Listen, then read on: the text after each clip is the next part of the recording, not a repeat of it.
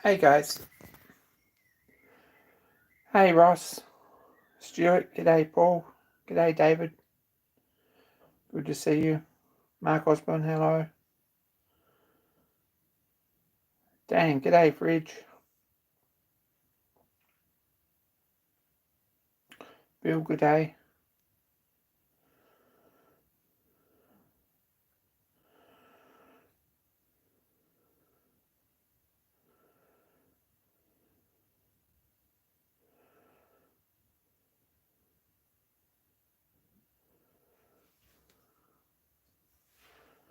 Nigel, g'day. Kevin, g'day.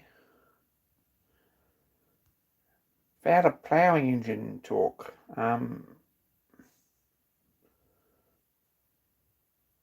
David's probably sold more Fowler ploughing engines than most people have ever actually seen. So listen to the guy. If I can say that. If I was building a Fowler ploughing engine, it wouldn't be a BB1.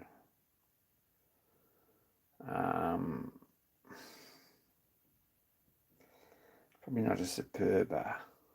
That very early shaft drive one that John Haining drew, that's probably my favourite. But it's a big job. And for about £300,000, £150,000, you can actually buy a couple for sale at the moment in various places in the UK. So that's the option. Not going to do that. Morning, James. Yeah, look, it's a big job.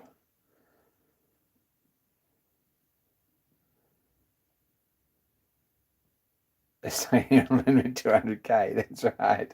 That's only the start. It only gets it in your shed. It doesn't actually do any maintenance or transport it anywhere or teach you to drive it or pay for costs and insurance or anything like that. Just so you know.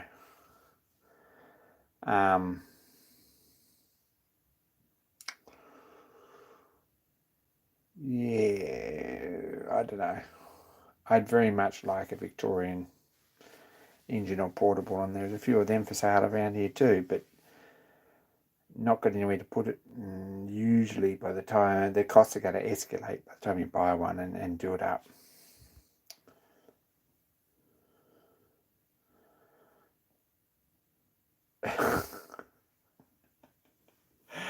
It's a I like Howard's Farmer's engine or something like that would be my ultimate engine. If I was going to buy an ultimate engine, that might be it. Or anything particularly early. 624 Dudley, g'day. Frank Ward, g'day.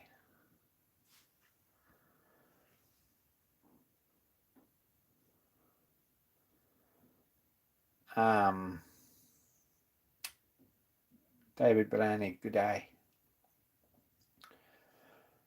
Look, there's a very nice Foster, early Foster, probably one of the earliest Foster portables known to exist, to be honest, here for sale at a pretty reasonable price, but it needs a lot of work and it comes with some caveats. That would be a very nice engine, and we've discussed this, but it's not going to happen. Some of the caveats are that it's got probably a wrought iron boiler, so even if you do get it, you've got two options. You can make a new boiler, or you could put up with it as it is and hope it doesn't blow up. But it's got a works number under 100, so there you go. That's how early that is.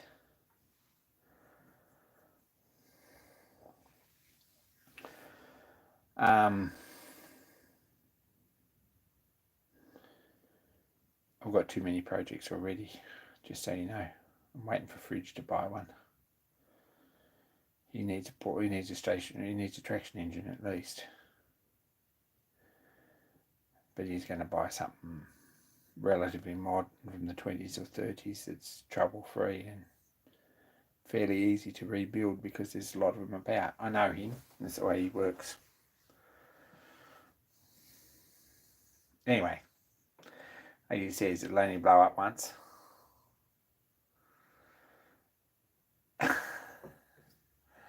There's a few others as well.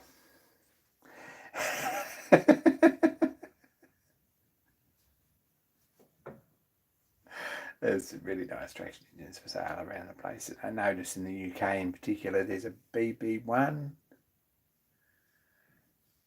I think, and a KA for sale as well for about the same price in pretty tidy condition. I think it's a K.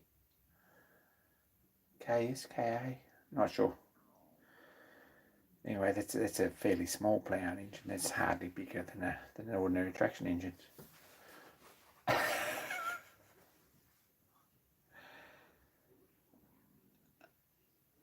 There's supposed to be a Z7 or a Suburban or something out west here. It's rumoured to be, but no one's got the cash to go and have a look, and no one's got the cash to restore it. And what funds one ploughing engine? You need two of them. They run in pairs. Anyway, that's a conversation we shouldn't be having. And if you can sit down and justify having it, good, or more power to you, but I'm not that person.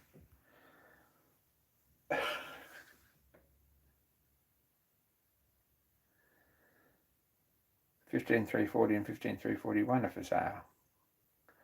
Are they? I think it was used for clearing land, actually, and so it probably might have been a single.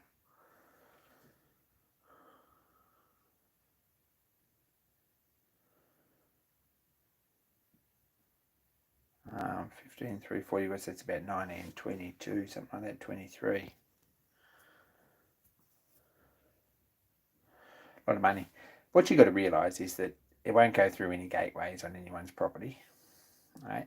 For a start, it's not something you can just stop and change gear on. You've got to swap the gears over on the transmission, like pull one off and put the other one on for road gear, and back another one for work gear. You probably, it's not going to fit in the under a standard roller door. You're going to need a high bay if you're going to keep it inside. If you're going to keep it outside, then it's a mission to cover it up.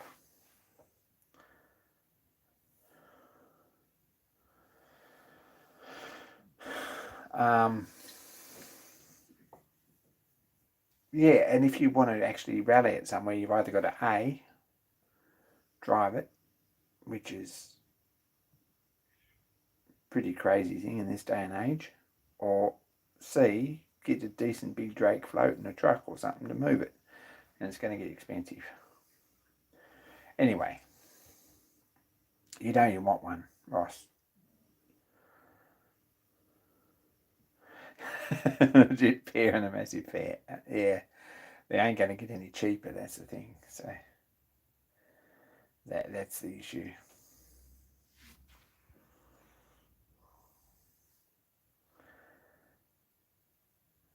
So what have I been doing? I've been messing around.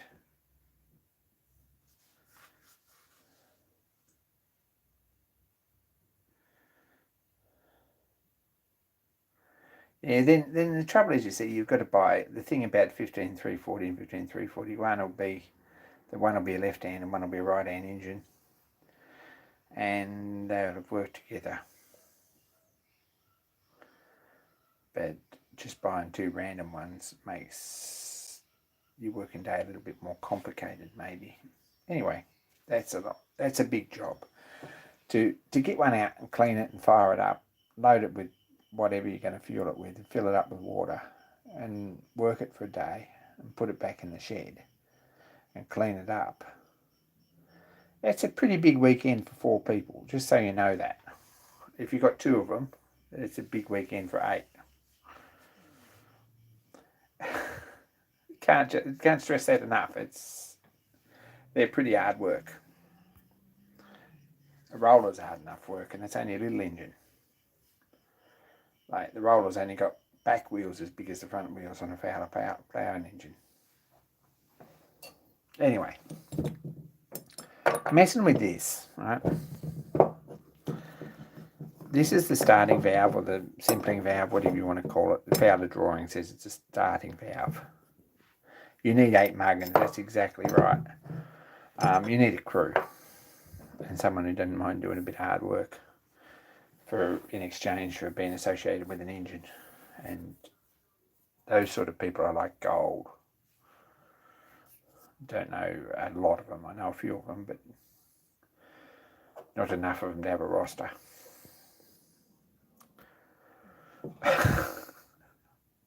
There's 2 of us, and that's hardly a roster. This one's all right, sort of. It's not terrible. It needs a bit more of a clean up. It's been through the ultrasonic already. As you can tell, I'm not actually getting black anymore, but it needs a bit more of a wire brush up or something.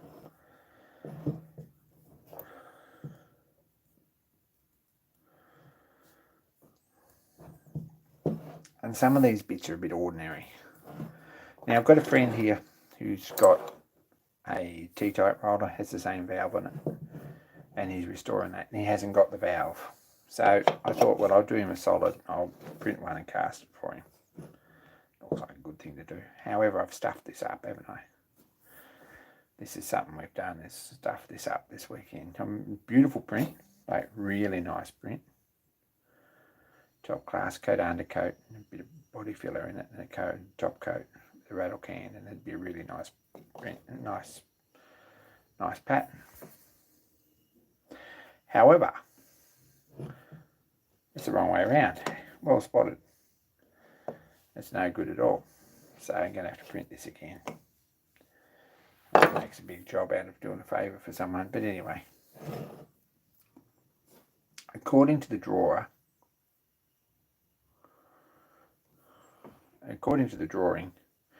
these are 1" 14" threads. That's what thread this is. 1" 14". I guess it's 55 degrees. I don't know. So I've got to make a nut for this one, because this thing here is off the shelf at Bunnings or somewhere, and it's very ordinary. So I'm going to make a nut for that. I've got to cut that, and this is supposed to have a square in that end. I'm not convinced that's what it's actually got. It's a square and pinned over. It might have, but I'm feeling unconvinced about that. So I'll cut that off and clean it up. And I might put a square on a new shaft and file it to fit. And drill this end out here. I cut this off and drill it out and put a new shaft in it.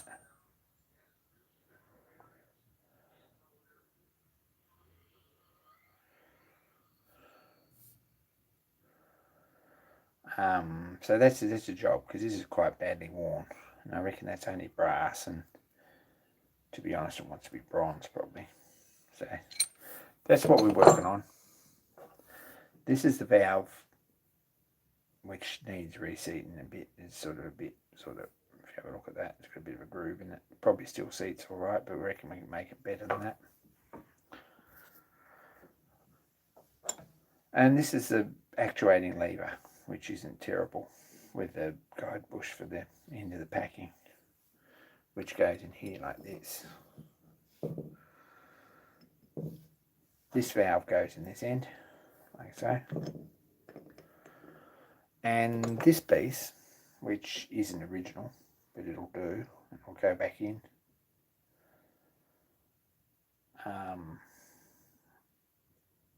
It's not anywhere near as decorative as it should be, probably. It had sort of a square on it and a little round bush on here, but this is probably more solid, to be honest. So we're putting this back in. That screws on the outside here, and the control rod runs through up against this.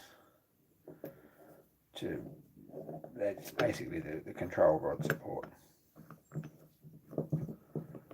So that's how that works. In this one, it's got this very ugly lever. This is terrible when you clean it up. It's been welded with nickel bronze or something there.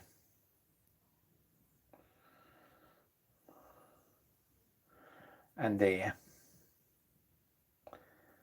And you would think some of this is probably original, but it's not. It doesn't look anything like the drawing.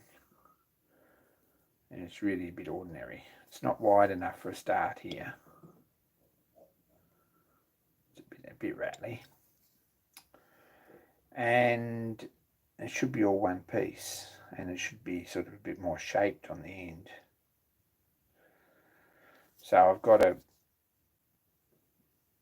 print coming off to actually get one of these cast. I mean, Fridge is despairing because he thinks I should just put it all back together. But if I'm going to do this, I might as well do it properly. So I don't keep this. This is no good for anything. It's got all sorts of nasties in it. There's no way I would melt it down for anything. I've got no idea what it is. So I'm just going to get a gunmetal one cast that looks like the original thing. Drill a couple of holes in it. Put it on there.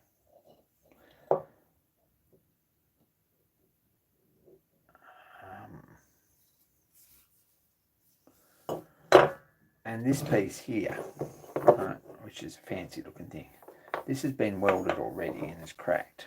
So it's supposed to go something like that, sort of.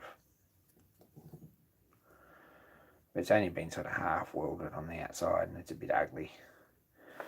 So probably going to redo this, clean it up, chop it off here, make a new end for it, put on it, silver solder it properly on here with some decent, or bronze it or something with some decent, like you can't see sort of weld. And that screws on there, and the other pin goes in that end. So basically what happens is that when you push this in, it lifts this up 1/8 of an inch, pushes that in, lifts the valve off the seat and lets the steam through to the low pressure cylinder, and that gives you basically a double twin or a double high twin while you've got the button held in. This is basically just an isolation valve. Right? It's got a taper on the end, see that, and a taper matching in there, and a thread. So that basically just screws in there, and you do this up.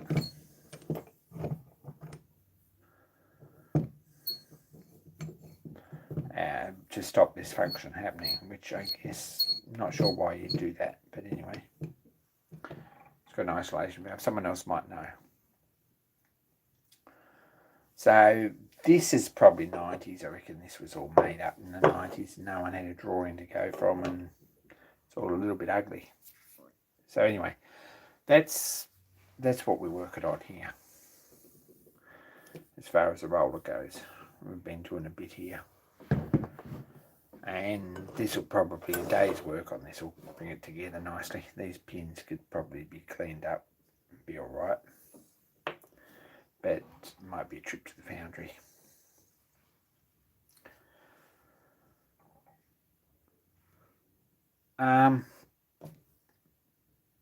Get that sorted.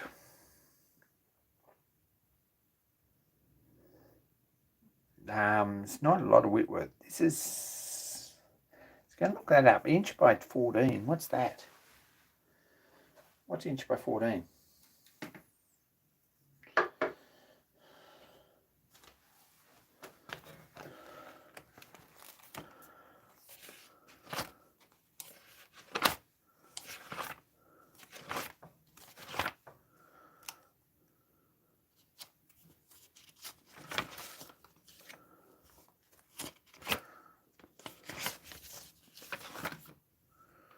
SBT is inch 11.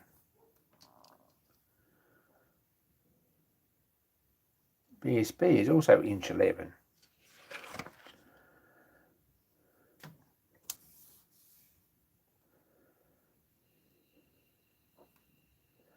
MPT is inch 11 and a half. Very useful book because it's actually got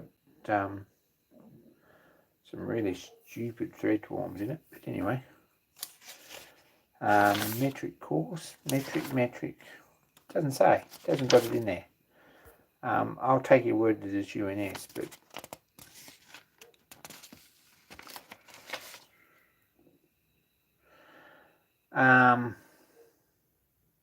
Co-Create says it's BSF.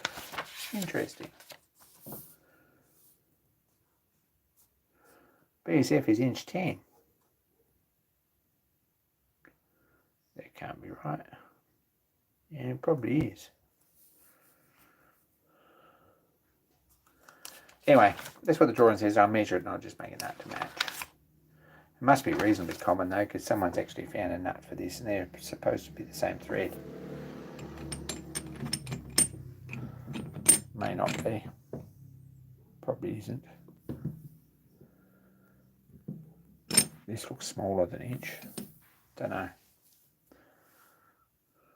It might be 3/4 14 and there's a mistake on the drawing. Anyway, Dances with Arvix, g'day. 3/4 14 is BSP.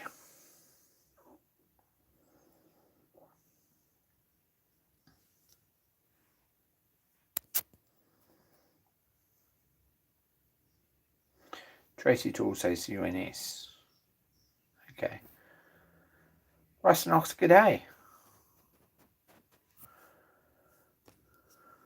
Anyway, we'll just make it match. Make a decent nut out of it, something.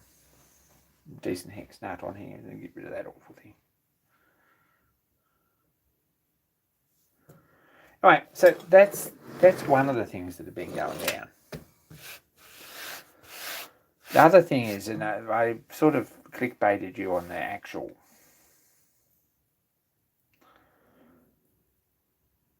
thumbnail, and I'm sorry about that. Russ Knox, I'm doing great. Hope you're doing all right.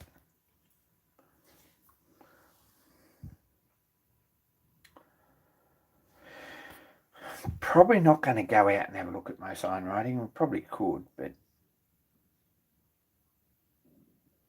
it's out in the backyard. I think there's still enough light. Who wants a trip out the backyard to have a look? Show of hands, please.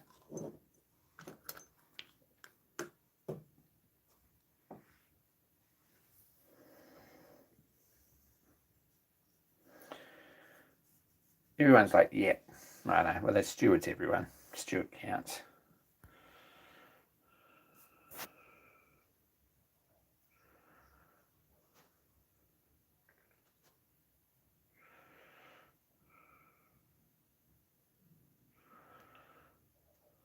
UNS. Okay. We'll have another look at the drawing before I cut them.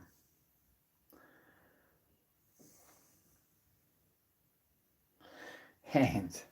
So we'll have to come back. So Joe's in his room playing video games because it's his week off. He's a school teacher, so he gets 2 weeks off at a remarkable frequency. I guess that's all right. Here we go. And this is where it all happens out here. Does anyone want to buy this? Might be for sale. Taps and die. I have to single point that. Ross, it's the only way to make that. So I don't know if we can see anything out here. It's getting a bit dark.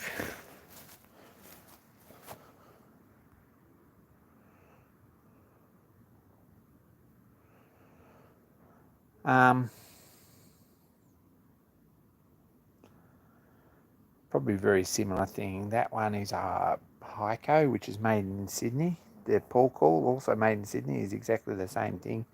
There's an American one that's the same design, pretty much.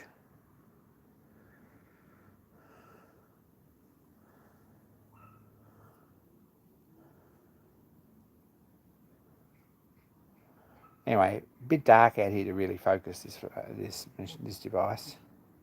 But this is what I've done. This one looks a different colour because I've actually second coated it. It's a scroll saw, Ross. Second coated this bit, but none of the rest, so the rest all needs doing still. But EJ Ritson contracting to Shannondale, and the bits we missed are where the bolts go, so we get it bolted on before we touch that up. And then steam sawmill co. It all needs a second coat. Some idea this is probably what it's going to look like when it's done. I don't have talent, but I can copy stuff. So there wasn't room for steam in the same script, basically. So we've done a bit of a compromise there and squashed it down. So probably it's going to be yellow, and I'm probably going to put a red block on it, I think. We'll have a look and see how that looks. I'm not sure about that. That's what it needs, I think, though. And hopefully another day on that, and we'll get them sort of looking pretty good, I think. Be pretty happy with that. So far I'm pretty pleased with them. Then they want put on the roll on, they want to coat it clear. Jobs are never done easy as you think they are.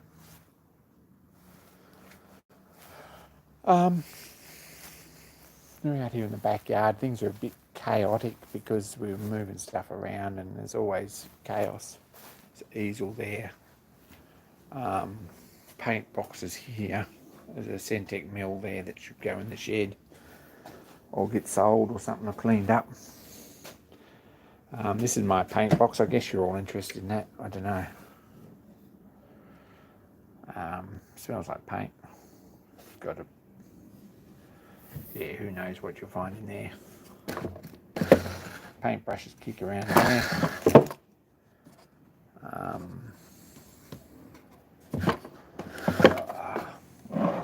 We got paint on top of it as well.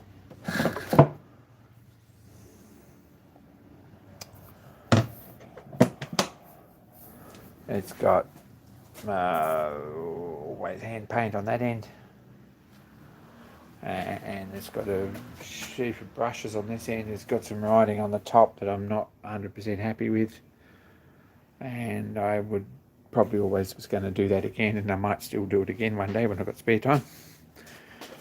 And the back is gold leaf. Poor thing, it's had a couple of bangs and things. Probably it wants... The old box wants redoing at some point.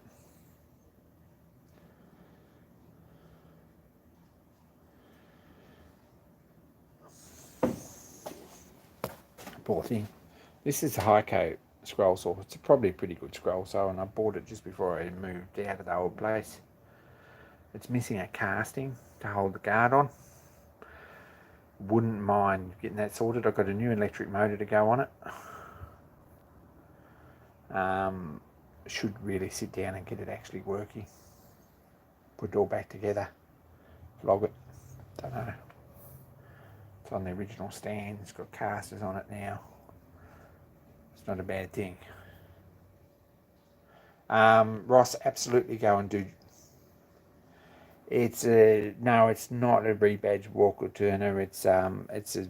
Don't know whether it's even made under license. It's Australian made. Go and see Joby. Do a Joby course. You can't fall back from that.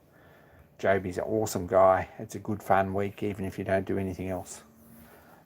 He's a nice guy. I've done the course. I've spent a bit of time in Joby's yard. You should absolutely do that. Not even going to argue with that. Just do it. I will now pester you until you've done it. He's taken bookings at the moment for winter courses, so it's a good way to spend a week in November. And traditionally they're November because Joby's the steam fair is in the yard in November being maintained, but he sold us selling them steam fair, so probably a really good time to do it.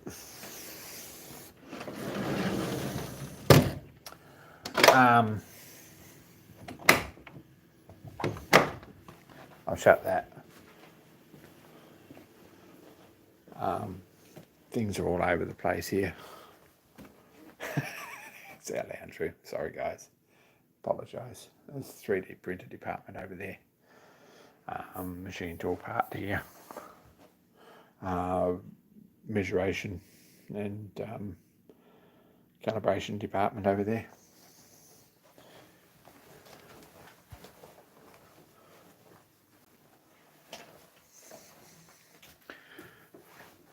Now, I'm gonna tout a bit for Joe because he's an awesome guy and he's a great bloke, and he does do, or he often does a live stream on Facebook too, so it's worth catching up with because it's pretty cool and he's pretty knowledgeable, and he's sort of, not only has he got a lot of experience with historical signwriting, he's also one of the best at the job. He's got a book for sale. Where's the book? Not here. Must be in my room.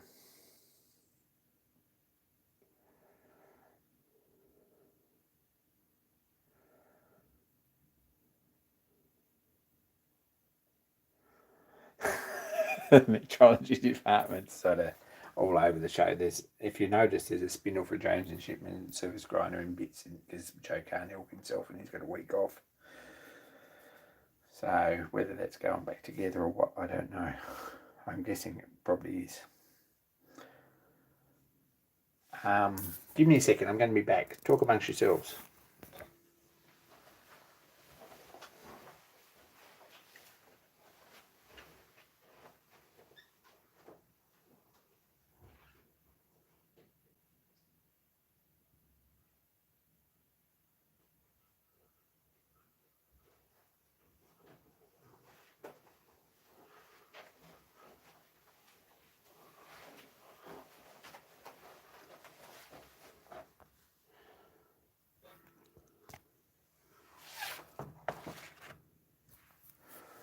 So, I'm back.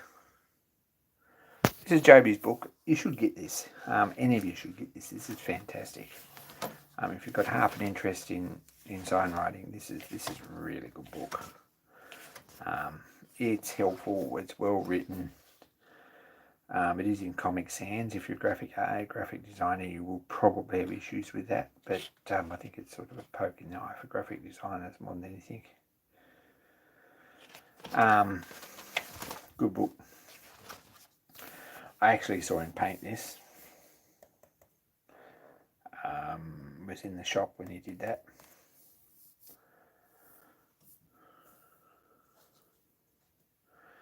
So this is an excellent book.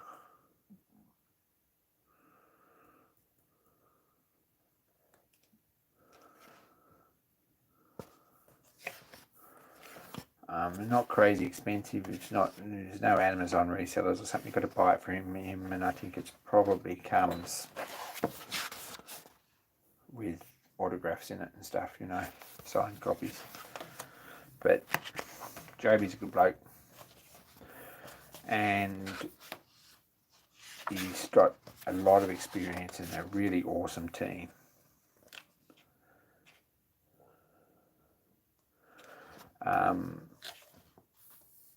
And they know stuff. Like, honestly, they know stuff.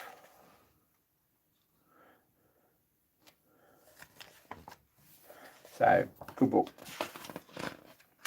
But even the trip, like seriously, the trip to Carter's Yard for the week to do the course is amazing.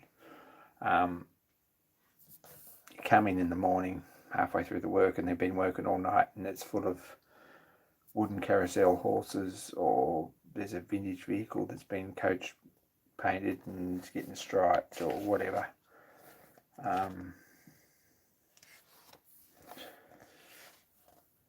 Joby's a good bloke. They know their stuff. And it's centre engines and things. Anyway, can't speak more highly of him, and it's a good book. You should get that.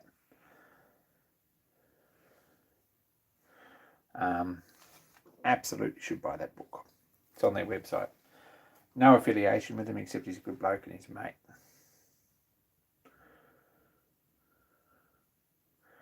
They're in Maidenhead, yeah. Or out the back of Maidenhead. Good course, you'll meet a lot of good people, a lot of interested people who are into the same stuff. You'll meet fairground people and vintage vehicle owners and all sorts of people who go and do the course. But you won't get skills out of it. Like, you'll get techniques, basic techniques. You won't get skills, and you won't get good at it until you do a lot more practice than what I do. Book should be on his site. I'll find a link for you later, Ross. Anyway. So, now I've basically done a pitch for Joby Carter.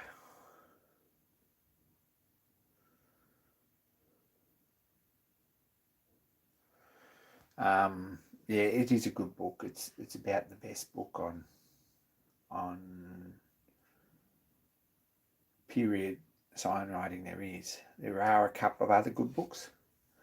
Most of them are American and a little bit different. You don't see the same like, you don't see the same fonts and you don't see the same as Joby. How could you not have fun with a bloke like that?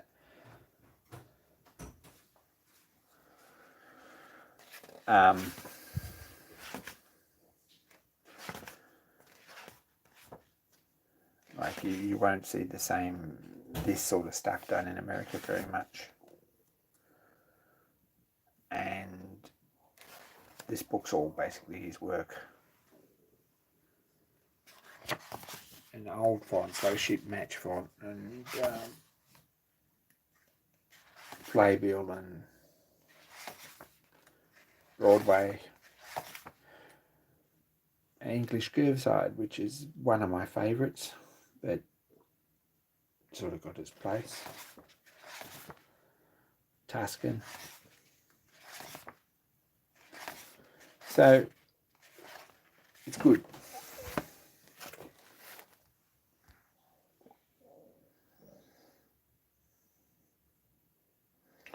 Yeah, it'll be on Carter's Steam Fair site. That's where the shop is. Anyway, good book. Even better if you go somewhere. He was at Goodwood Revival the other weekend, and actually buy it off him in person. That's probably your best value for money because he's a good bloke.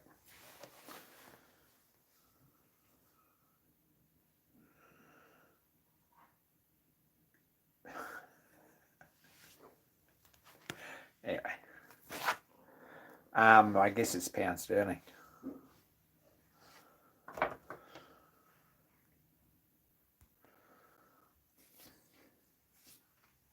Or whatever it is now. The weird 12-sided things.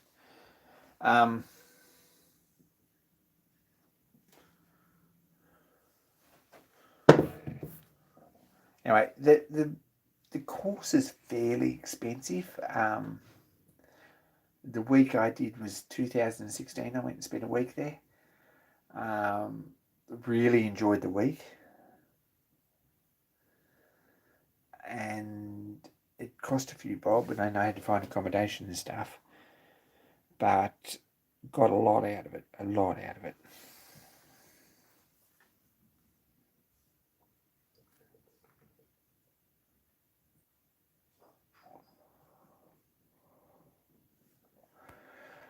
Anyway, what have I done with this? It's starting to look like an engine. Very slowly.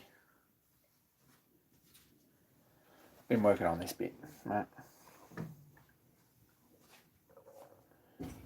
You can just see that repair.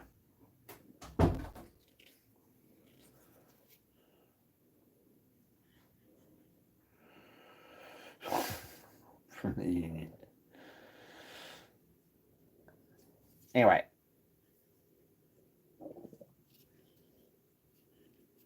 did a bit to this yesterday afternoon. And see, I haven't been messing around doing nothing, I don't think.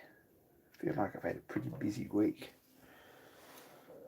So, fed the spark plug hole. Drilled these 3 little holes in the back. This one's just a spark plug port.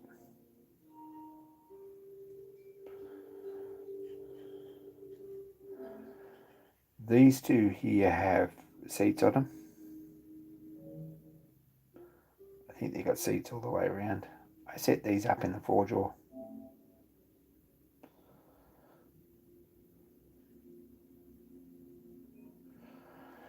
And drilled them and reamed them right through.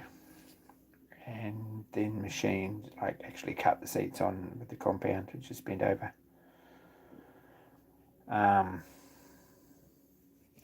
Then drilled this hole through here, which needs a plug in it, and then this one here, which is for the exhaust, which goes out the top.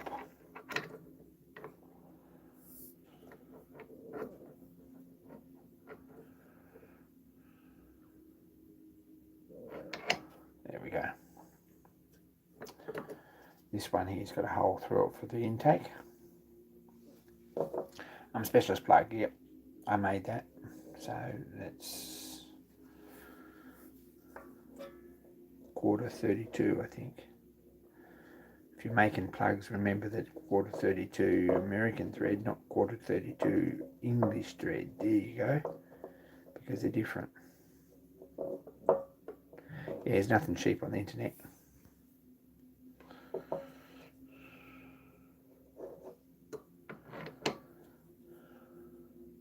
So our next job is to drill these and tap them and bolt this on, and then set it up and machine this lug down to in line with this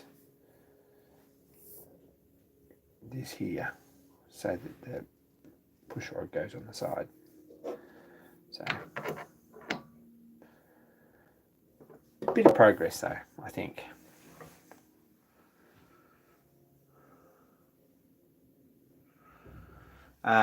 That's just Teflon. That's PTFE. It's plenty good. Did I actually show you this? Maybe not. It's Teflon. Corian is supposed to be pretty good too. You'd probably nearly get away with 3D printer filament, but never tried that. I don't know anyone who has.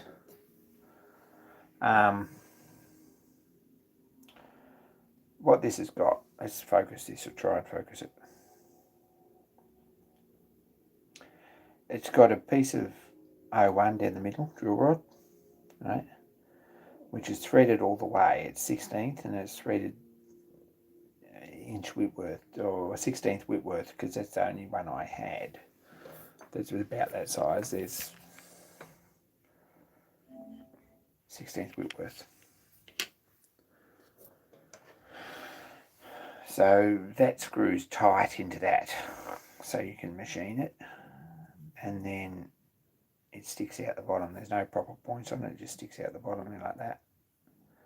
And this is a tight fit, so it's actually machined, drilled, and then this is machined to a tight fit to push in there, and it pushes in a bit bigger diameter here, and then it's rolled over or spun over on the body here, and it's got a bit of araldite in it too.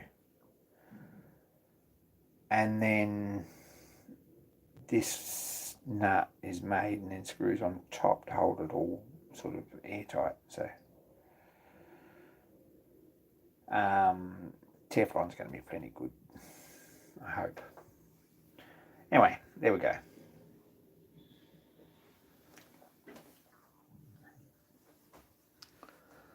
So there's still a lot of bits to make. I've got some material here to make the rest of it. Got a length of all thread for the governor adjustment. I've got to make some of these fun bits like that, and these, and this bracket here. It's got to be all steel. So looking great's sort of halfway there, I guess. Actually running great is going to be a bit more of a challenge. So we're getting there. these flywheels are in. We've got keys in the end of them. I showed that last week, but we've got keys in here. I think you'll find that this one might be a fraction loose. There we go. The key wants some adjustment. And this one's very good. Might make some new keys. So, we need oil on this. We need some levers and brackets and things. We need to actually make a steam or airtight head, which is a bit of a challenge. We need to lap this to size. We need to machine the piston casting and lap that to fit that. Put a gudgeon in it and a set screw, etc, etc, etc.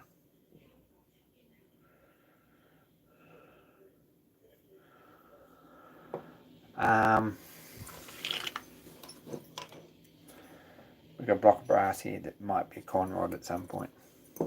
So there's still a lot of work on it, but it's starting to get there.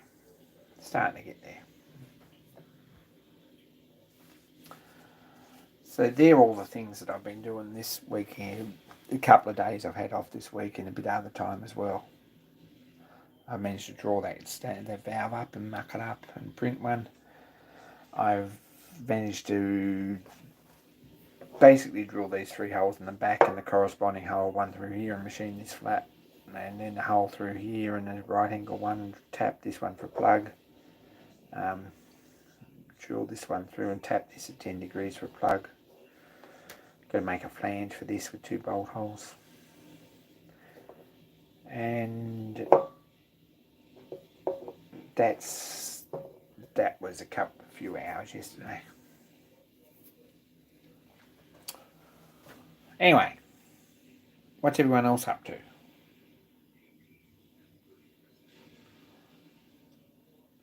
Excuse the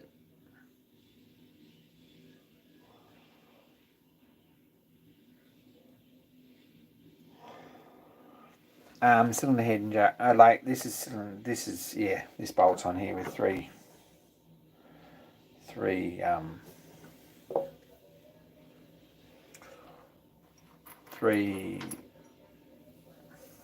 BA bolts go through here. Don't go there. If you take too much of this other one of those taps, that's 16th Whitworth.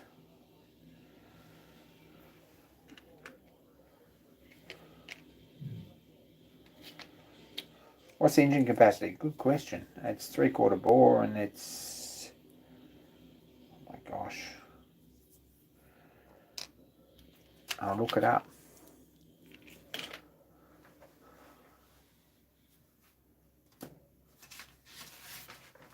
That's the spark plug drawing. You know, have a look at that.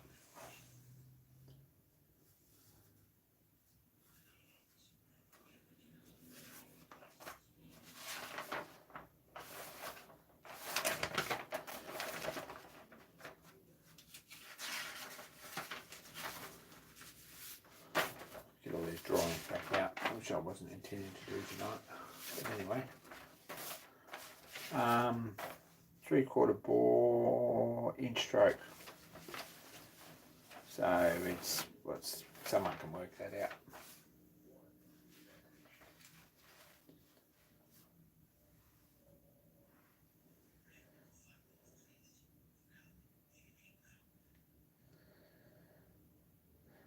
David's already onto it, 3cc. Look at that.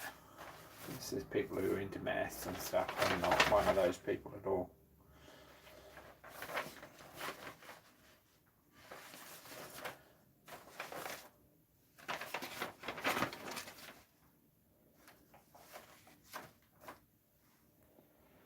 Journeyman Randy, g'day. Good to see you. So,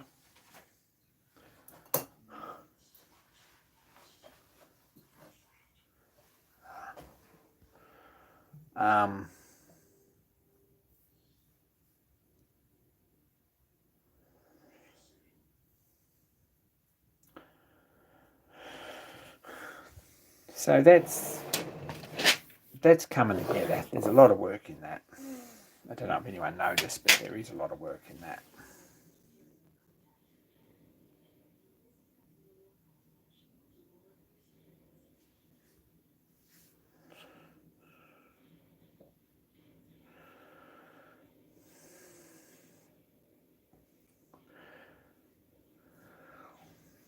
Anyway, it's not very big. For Stuart, let's have a look at this. Right. I tend to buy BA bolts when I buy something. I tend to, not only do you buy quantities, I buy 25 or 50 of something at a time in a bag, but I also tend to buy extras if I'm buying. So it's my BA bolt collection. That's how they're set up. I've actually 3D printed these because this little container here's got dividers in it, and if you happen to drop this box without these containers in it, you discover that they all get mixed up and the dividers lift out and they all get in underneath, and you've got to pull everything out and sit down and sort them out. I don't know if you've ever sat down and sorted out BA bolts before, but there's no real easy way to measure them. So you don't do that. These are up like really flush with this case. So when the lid's shut, nothing can get out of those boxes.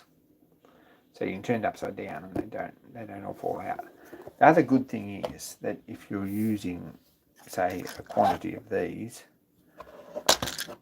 you can lift that out, put it on the bench, put these back out of the way, and you haven't got this huge box sitting on the shelf. And they're all got labelled, so I've made a little angle piece on the end to label them. So that's what I've done.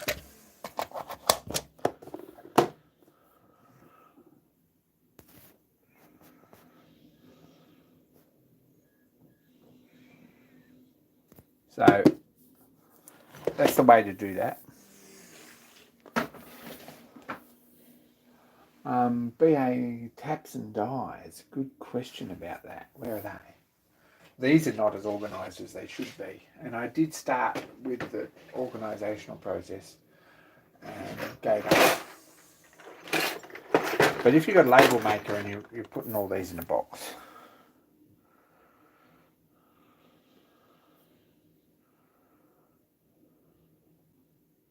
it's nowhere near 32cc, I don't think.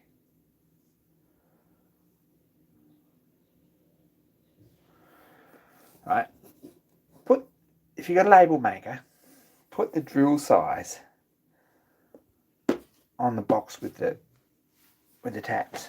If you keep them separate, then you don't have to look it up every time. Now I've done this and it's not really ideal. It's got a little compartment in the front for the die. Right, it doesn't always work. And I've got one for each size, from 1BA through. And I've also got a Codric tin with assorted ones in it that I've never bothered to sort out that may or may not be okay. And probably mostly 10BA. So, need to finish making these, but they're not ideal, so I'd like to make something a little bit better than that. Watch this space. Still thinking about that.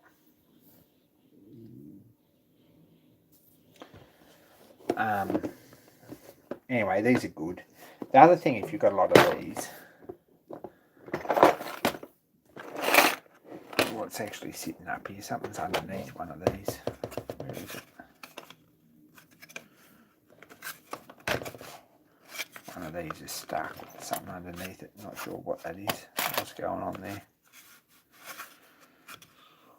Yeah, this one and this one. Not sure. Maybe this box is a different brand and they didn't quite fit or something like that.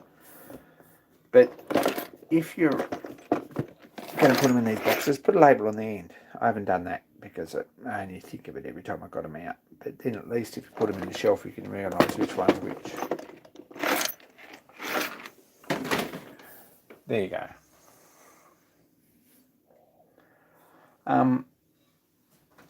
If you want extra fun, you want to drop one of these from a great height, because they're fun to sort out.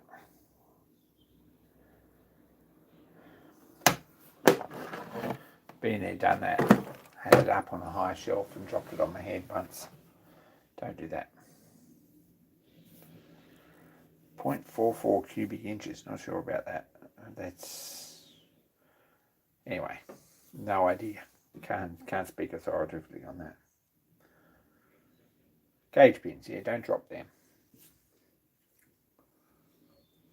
If you're striping machines, James, or anyone else who is striping machines, this thing here,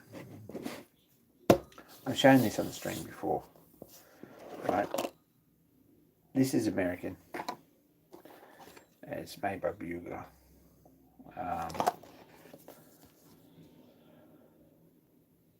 In Los Angeles.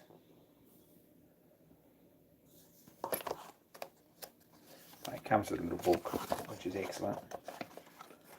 But it's not very difficult. The whole striping a car seems to be sort of riddled with the problems that all Dunning-Kruger effect sort of problems, tasks do. This looks easy if you look in the book, but it's not as easy as that.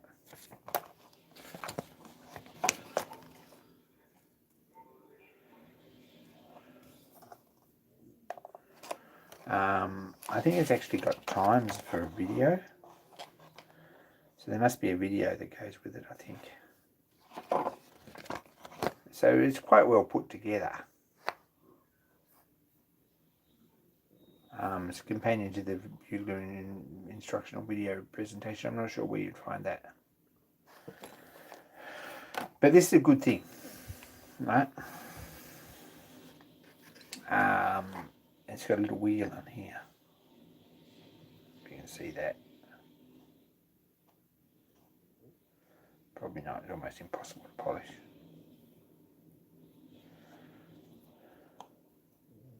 Yeah, it's absolutely lining.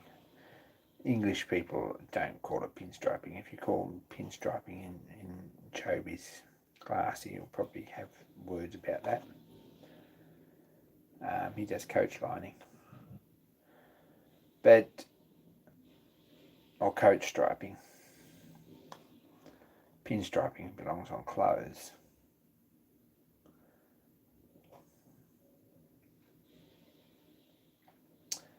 So these just feed, it's a textured wheel and just feed paint onto the surface.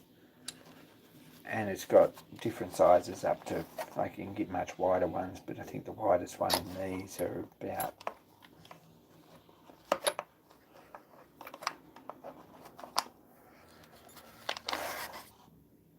what's the widest one? Don't know.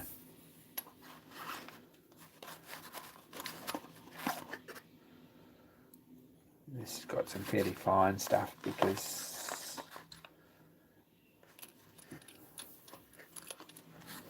you need to be able to coach and stripe models and things. But some of them are quite wide. I think the wide one's actually on here. There you go. It's 1/8 probably. And it's got a place here for a guide.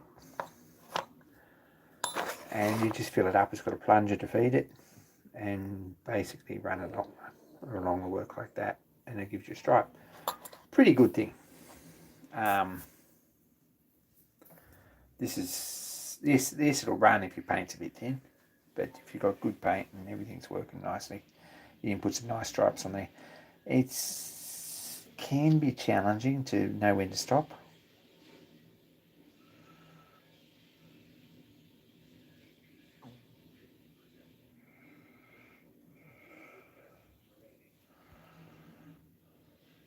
No, it's not an airline gun, it's a manual pinstriper. So it's a pinstriping tool, and it's not a bad thing. If you're striping machines or cars or anything, this is the tool. Don't mess about with it with a squirrel hair brush because or badger hair brush or whatever, because you'll need a lot of practice and technique. Having said that, the stripes on those signs outside, one of them I did with this, and one of them I just did with the brush, and you can't really tell the difference. Don't believe you can tell the difference. I can't.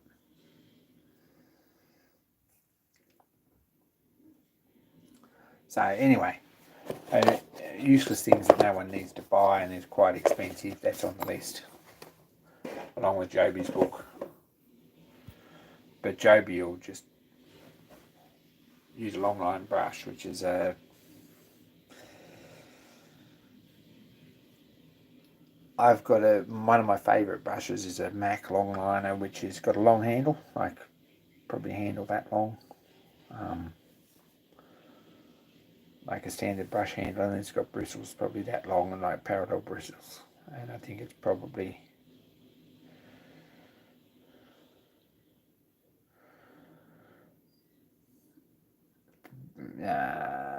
be squirrel, I reckon, or something like that. Might not be squirrel, might be, I'm not sure what they are with long bristles like that, but that's a beautiful brush because you run it along and it's gonna be straight. Don't think badgers have hair that long. Anyway, don't know what it is, but it's not a bad brush, and I've got two of them. Another one's awful, so I don't know. Flexible lining tape is an abomination, and pretty terrible stuff, and a lot of hard work to put on.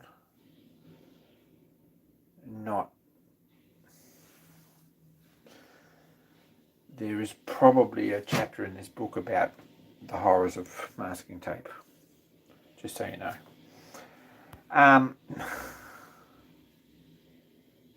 Maybe badgers have long hair. I don't know. I never come across a badger in real life. It's not an Australian animal.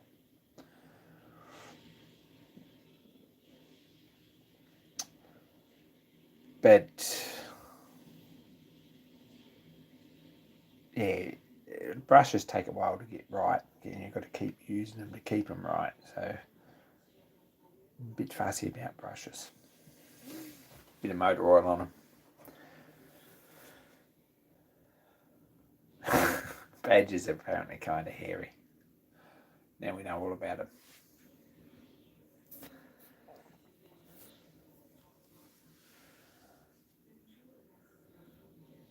Anyway, I was going to get this box out too because this might be interesting. I only pulled it out and lent to Joe the other day.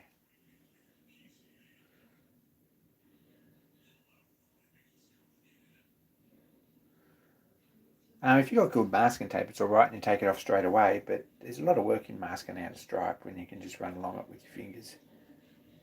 And I mean, I can run a stripe along reasonably tight, and sometimes I've got to do it twice in places, but I can usually get it right, but I'm not an expert.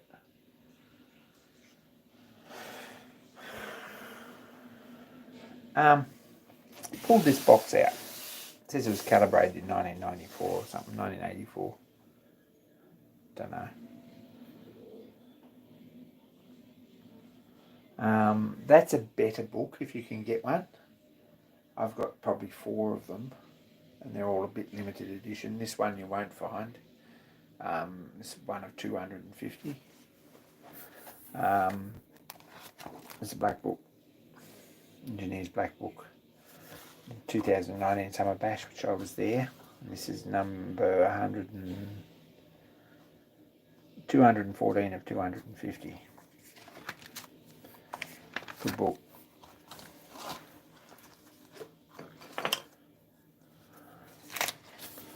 It's pretty oily too because it's had a hard life, this book.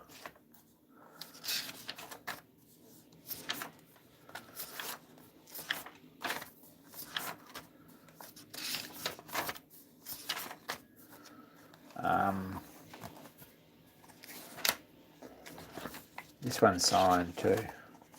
I've got no idea where. I thought it was signed.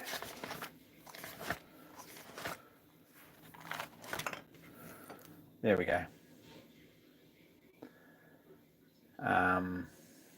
Someone who's turned into being a silly old Republican fool, if I can say that.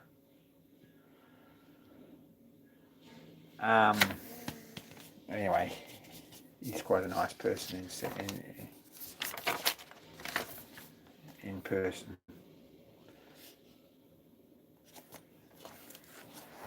But anyway, this is a pretty good book. And it's probably most of the stuff that you'll ever need.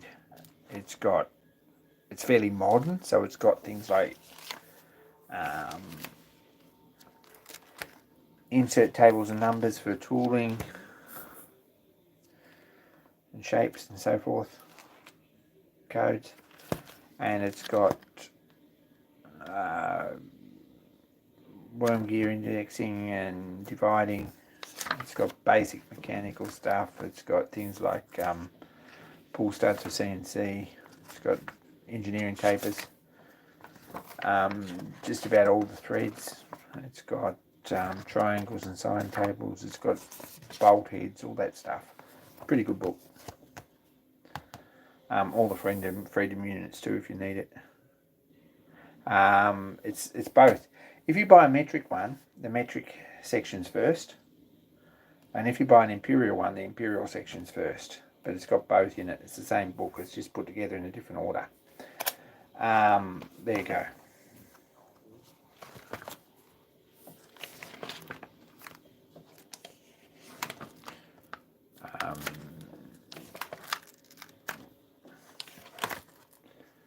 If you want to know the difference between a metric one and an imperial one, is that they're the other way around, basically. Most of them have like Da Vinci's man on the front. Of latter years, they put the man in actual uniform so you can't see bits, so you don't offend those of American or freedom descent. But he's got overalls on now. There are some limited edition ones if you can find them. This is one of them. So good book, really good book. Get one with ring binding. Right, here you go. This is the big print one. Usually it's only a little book. I've got another one here. I think they might be all on the shelf in the room. Anyway, get the big print one. Get one with spiral binding rather than ordinary bound one, because this was lay fat on the workshop, right, like that, which is fantastic. Because generally it opens to here. You know. Sure, it's got a second edition.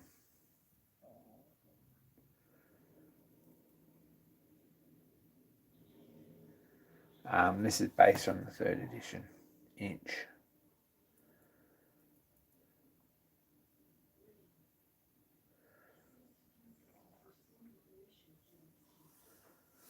It's got a list of YouTubers that were attending. Some of them did attend. I don't think Adam Booth turned up. Andrew was there, Brad was there, Bruce was there, Chris was there, Dale was there, Dudley was there, I was there, Gary was there, James, Jim, Joe was there, Justin Marriott was there, Good of the Land, Keith Fenner was there, Keith Rucker was there, Ken Rentschler was there, Mr. Pete was there, Mike Wiggins was there, Stephen Lang was there, Randy Richards was there,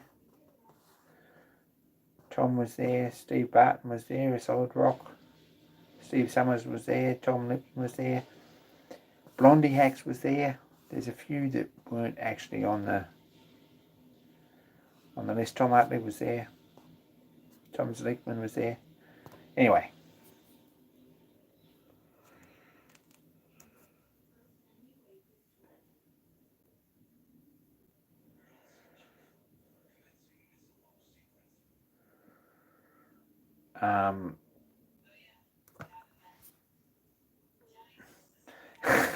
Yeah, probably the metric one was nude, but the old second edition was nude, and I've got Dad's here somewhere, no idea where, and it's got a nude guy on it.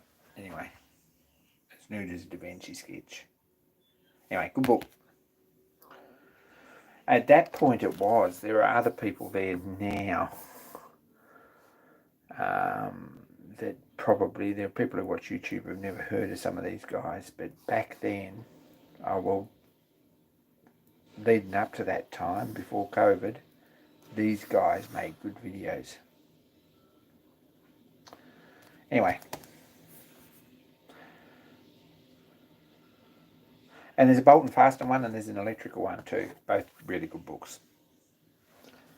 This has got condensed amounts of both those things in it, I think. I don't know how much electrical's in it.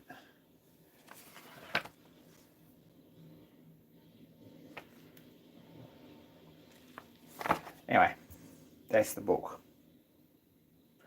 Now, who wants to keep going? Who wants to save some for next week?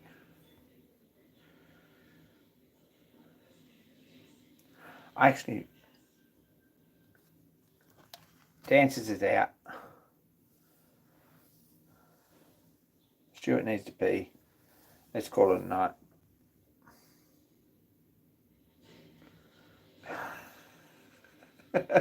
I'm still waiting for input on that. 2 people don't make it. This is good. Machinery's Handbook's good because there's stuff that is in Machinery's Handbook that's not in this. Like, seriously. There is crap in Machinery's Handbook that you need occasionally, which you won't find in something like this. However, it's pretty obscure crap.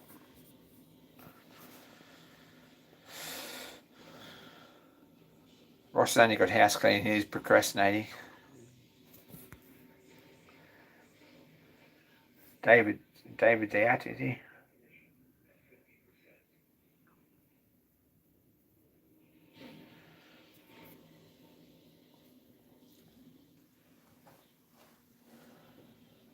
I was going to show you this box, but take care. Take care. Nigel's out too.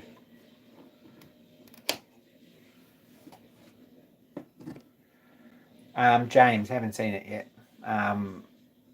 Yeah, I may not have got posted. I'm terrible. Thanks, James, for the heads up. I will send some stickers out. I'm really not good at that. I might send you a stack and you can distribute them through the UK. I'm really terrible at that. Might leave this for next week, hey? This is one of these things that you didn't know you needed until now. So,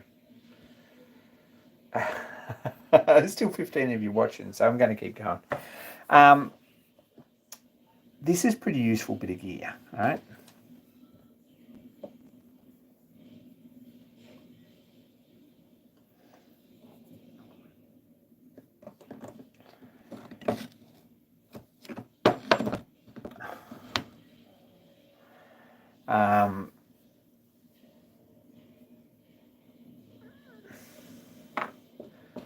You need this, right? This is a Johansson style gauge block carrier set, right? There's the English one.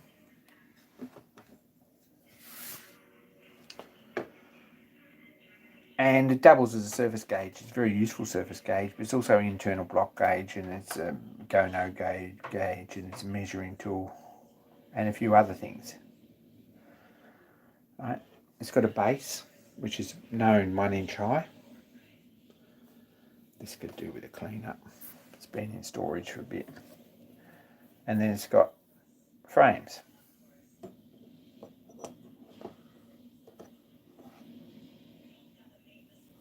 We slide on. Like so. See?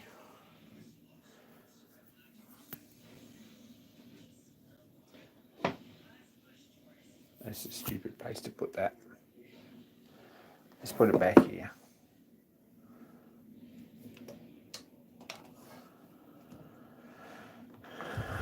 Because you can put a gauge box stack in it, see?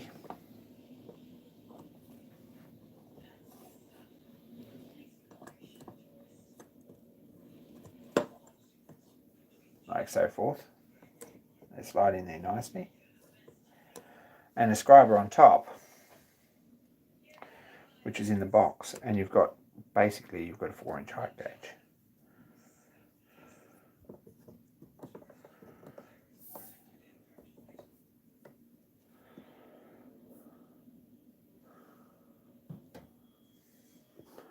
It's got a set of, it's got a centre, and it's got a scriber, and it's got half rounds.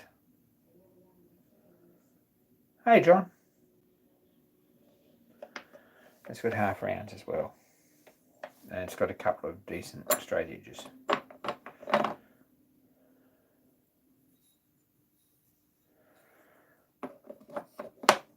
So,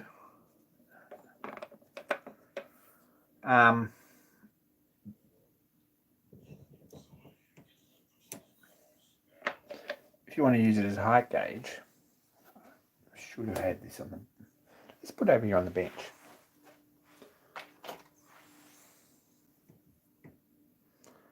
Try not to drop it. Right, put a scriber on it.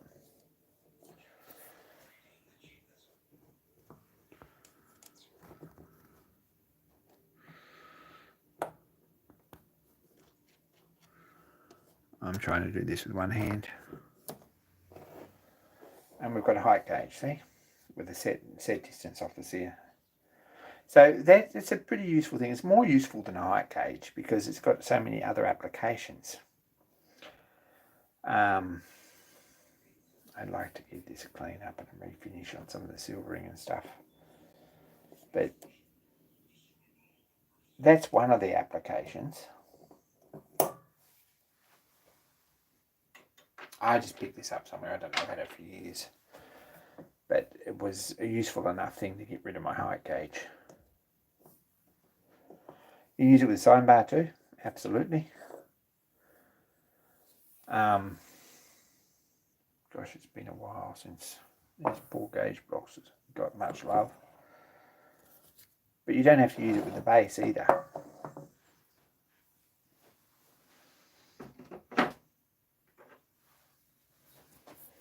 Basically, if you want a gauge for checking diameters, you can put these in.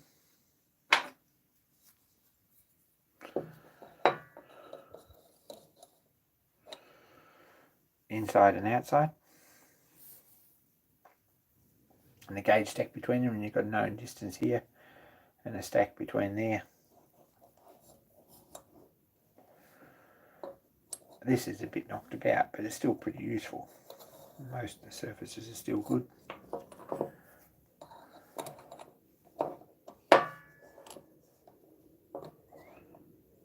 That's my old height gauge, yes. This is the reason I got rid of it. So we can set this up, and we've got basically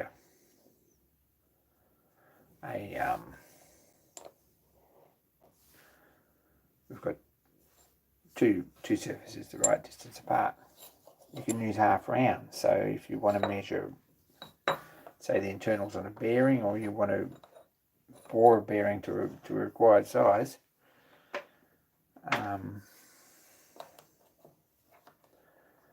you put a half round in there like that, and a half round in there.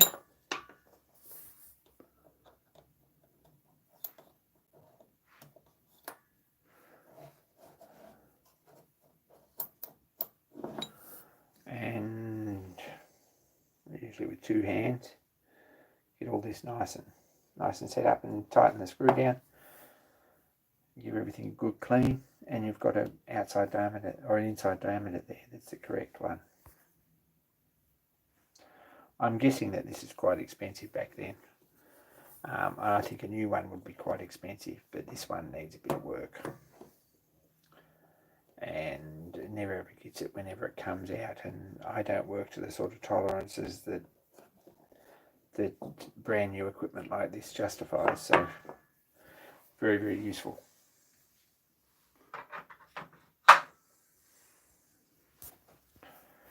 Anyway, pretty useful thing. It comes with a set of half rounds. It's 250 thou thick. This is imperial, but so is my gauge box set. And I think it's got 200 set, 200 thou, 0.2. And it's got a 100 thou set for smaller diameters.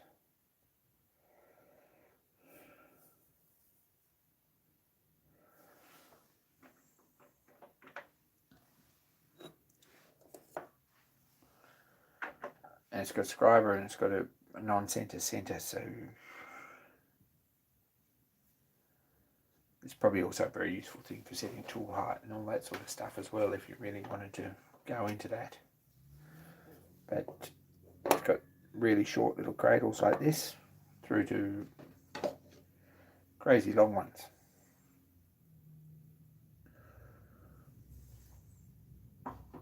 Anyway, if you see one in an op shop somewhere, you know what that is now. Just get one, because this is pretty useful, and it has been in storage, but I haven't done a lot of machining in the last little while. But machining bearings and things, it's a pretty good thing to have. It could do with a rub with the precision ground flat stones. A bit of a clean up. I might get that at some point. That's why it's out in the workshop at the moment.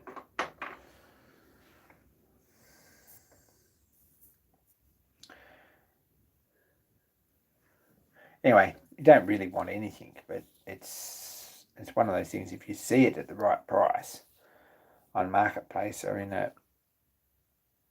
a op shop somewhere, you know what it is, so you know that it's worth having. These surfaces here are all still nice and clean. That's kind of a bit critical.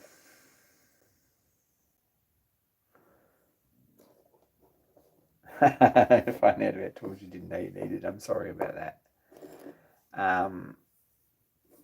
These surfaces in here are all pretty critical. They're all still nice and clean. You can give it a little bit of oil when they go back.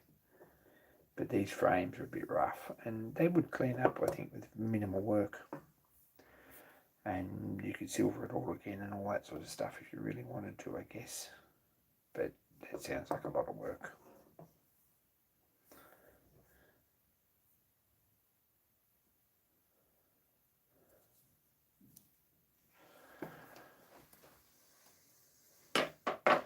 Don't rush out and scour eBay for one, because it's only something you need, but very rarely. But if you're thinking about buying a height gauge, this is probably a bit more useful, to be honest.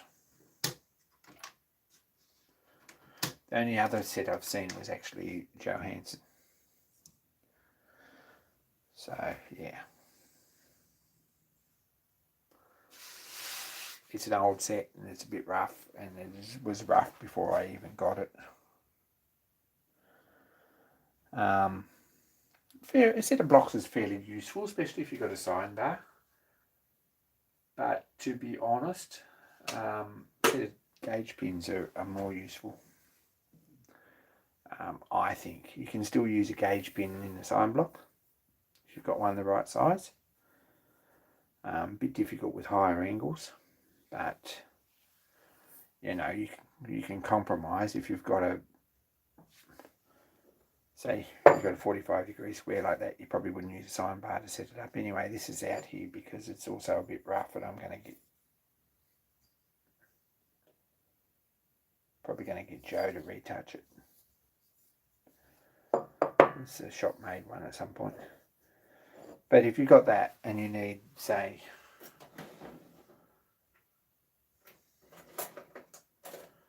a 48-degree angle, when you can use this in your sign block, and you can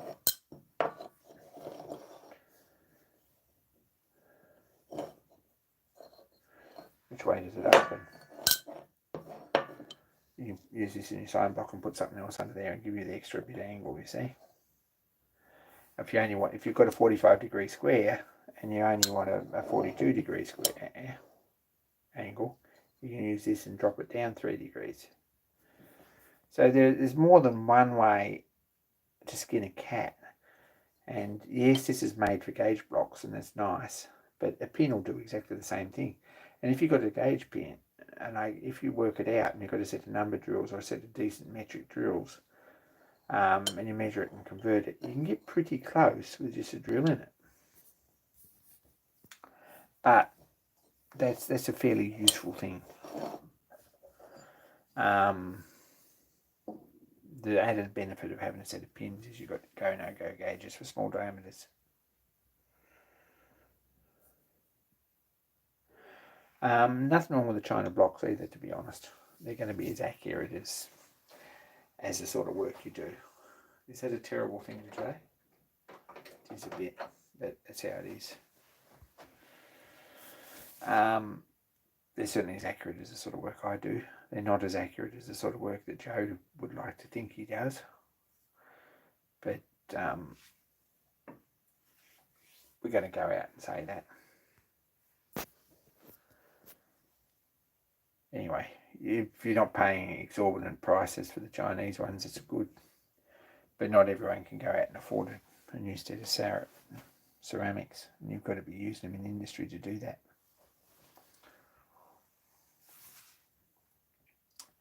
Anyway, all useful things. If you've got a janky angle like that you've got to set up, well, there's nothing stopping you milling up a square at that particular angle or marking it with a Sharpie and putting it in your toolbox the next time. There's easy ways around most of these things. And I mean, if you've got a 45-degree square of some sort, even, as long as it's a known sort of 45-degree angle, and you need a 48-degree, and you can buy a set, like I've got a Chinese set of angle blocks. They're all right, but I'm waiting for Joe to get his surface grinder up and running so he can touch them up, because they're not ideal. It's his project, basically. Anyway, it's very unlikely that anyone who's actually making stuff like this will ever need one. Although, having said that, the sine plate's been pretty useful for a lot of jobs in this. And when you think there's more angles than you think, you see these are actually offset on angle to give clearance at the back. There's lots of angles in this.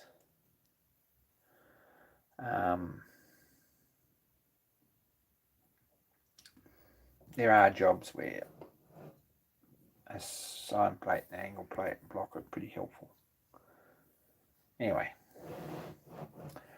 that's what I've been up to, and it's been a long live stream. And thanks everyone for tuning in. I really try not to lead you all astray, but I've shown you a lot of things today that are pretty pointless and single use, and don't feel like you've actually got to have one, because they're only things that I use once in a blue moon.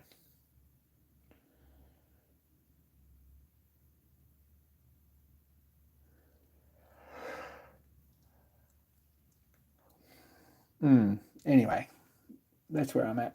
It's a big yawn. I do a pretty big day today, and I'm sort of not long out of bed, but any questions about any of this stuff, message me, either Instagram or Discord or Facebook or wherever you find me. Yeah, we could go on, but I've got a workshop full of these sort of boxes that don't come out very often, but when I do, I think I should use that more often. Anyway, take care, guys.